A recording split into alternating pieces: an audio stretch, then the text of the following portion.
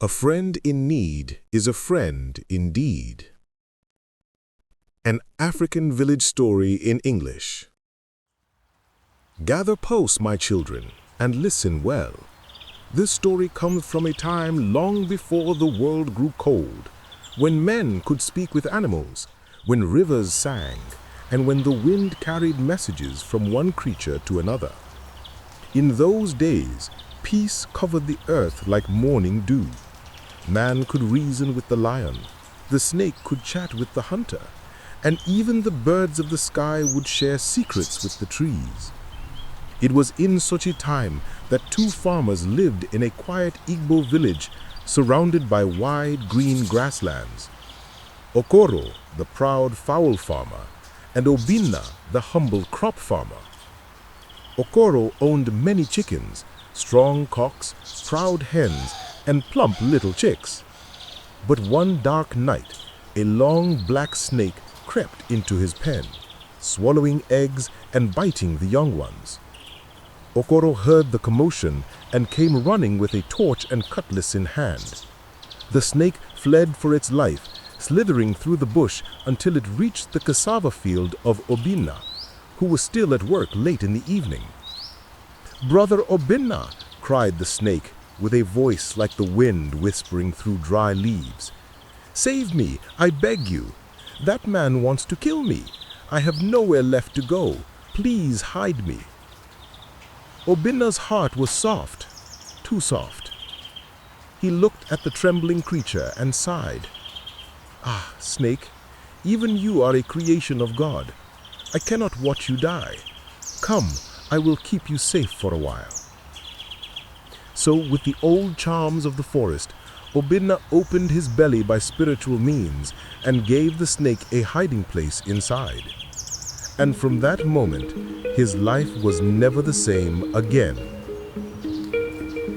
This story is from the Amikit Folktales, The Pleading Days. The days that followed were filled with pain, sorrow, and regret. Obinna felt the snake twisting inside his stomach, moving like a trapped spirit, heavy and restless. He could no longer eat. His sleep fled. At times he felt cold as death. At other times his body burned like firewood in dry season. Every morning he would sit beneath the kola tree, pale and trembling, speaking softly to himself. But he was not mad. He was pleading. "Brother Snake, please, I saved your life. Why do you repay me with torment? Come out, I beg you. You are free to go." And from within, the snake would answer in a calm, mocking voice. "Obinna, you are too kind, but I never knew such comfort until now. Inside you, I am safe, I am warm, I am fed by your very life. Who would leave heaven and return to dust? Not I. I will not come out, not now, not ever." "Please," Obinna wept, pressing his trembling hands over his stomach. But the snake only laughed, a cold, slithering laugh that echoed inside him. "Do not beg, my friend. You gave me a palace, and I shall live in it forever." As the weeks passed, Obinna grew thin as a shadow. His crops withered. Children pointed at him, shouting, "The snake man! The snake man!" Even old women crossed themselves and hurried away when he passed. Then came Okoro, the fowl farmer, drunk on palm wine and surrounded by the village drunks. They beat drums, danced around Obinna's hut, and mocked him loudly. "Look at the man who saved a snake! The snake is eating him alive!" Okoro laughed till tears rolled down his cheeks. "Obinna, how is your tenant today? Has your snake paid rent yet?" Even Okoro's wife, who once wept over her lost chickens, clapped her hands and sneered. "Maybe when the snake finishes him, we will share the meat." Obinna said nothing. He only wept silently, his palms pressed to his stomach, whispering prayers to the gods for mercy. But the serpent did not stir. It lay inside him, hissing softly like a king resting on its throne. One afternoon, Obinna collapsed on his farm from weakness.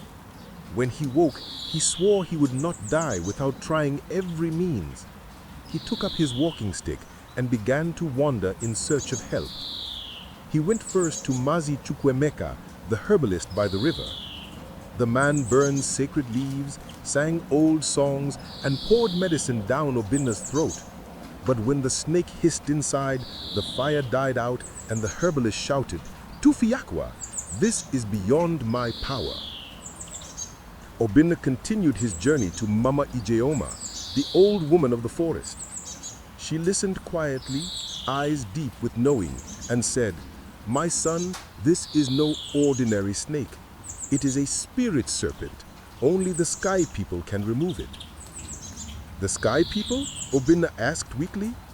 "Yes, Ugo the eagle and Ukwa the vulture. They see both life and death. Only their wisdom can defeat trickery."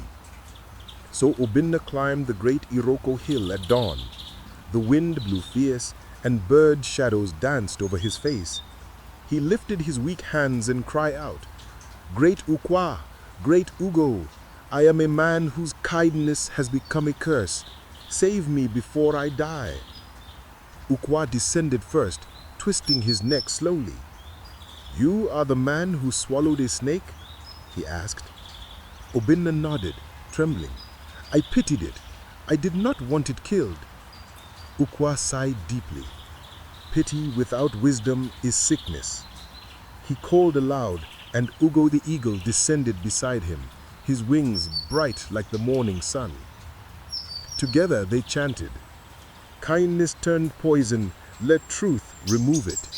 Evil hidden in the heart, let heaven expose it." The wind rose strong. Obinna's clothes fluttered like leaves. The snake hissed angrily from inside him, "Leave me alone. This is my home now." The eagle dove and tried to pull it out with his claws, but the snake dodged. The vulture threw sacred sand. The snake only hissed and laughed. Nothing worked. Obinna sobbed in despair. "Must I die like this?" Ukwa turned to Ugo and said quietly, "We must use the oldest trick, the one that even the gods laugh to remember." The eagle nodded. "Yes, the laughter of truth." Then the two spirits began to act a strange play, foolish, ridiculous, yet filled with power. The vulture danced clumsily, shaking his old feathers like a market woman balancing a heavy wrapper. The eagle spoke in a baby's voice, begging for milk. They rolled in the dust, sang silly songs, and even tickled Obinna's armpits with their feathers. At first, Obinna only blinked in confusion. Then, despite his pain, he let out a weak chuckle. Inside him, the snake began to stir. "What foolishness is this? You people have turned to clowns?" But the two spirits continued louder and funnier than before. The vulture pretended to fall into a mud pit, rose covered in leaves, and shouted, "Look at me! I am a beautiful woman." The eagle burst out laughing and cried, "Marry me now, my lovely vulture." The scene was so absurd that Obinna burst into laughter, a loud, helpless laugh that shook his whole body. And as he laughed, the snake too began to laugh, a strange, deep, rolling laugh that made the earth tremble. He laughed, he twisted, and without realizing it, he pushed his head out of Obinna's mouth to catch a breath of air. At that very instant, Ugo the eagle seized him with sharp claws. "Hold him!" shouted the vulture. Together they pulled and twisted until the snake came out fully, long, writhing, screaming in pain. Obinna fell to the ground, exhausted but free. They carried the snake to the village square. Drums beat wildly. People poured out from their huts. Children shouted, "They caught it! They caught the evil snake!" Okoro, the fowl farmer, came running, half drunk but full of excitement. Even his wife arrived, pestle in hand. The eagle dropped the snake in the center of the market ground. It hissed weakly, "Obinna, you betrayed me." Obinna said nothing. He only wept in relief, tears running down his hollow cheeks. Then Okoro raised his stick. "This is the creature that shamed our land. Let every hand deliver justice." The villagers surrounded the snake, old women, children, men alike, and beat it with sticks, with brooms, with anything. A friend in need is a friend indeed.